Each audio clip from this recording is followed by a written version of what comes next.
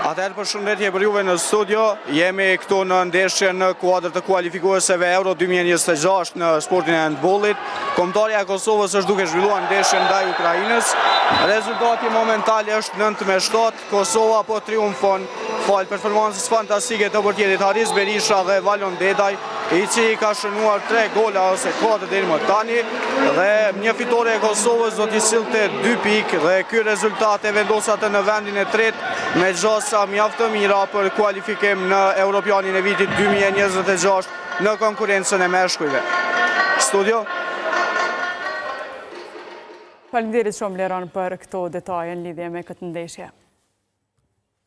Atëherë, shikues të nderuar, nuk kemi kohë më shumë për materialet e tjera, por para se të ndahemi ne si zakonisht do të veçojmë ngjarjet kryesore. Ish presidenti Hashim Thaçi e ka vizituar babain e tij të shtrirë në ÇKUK.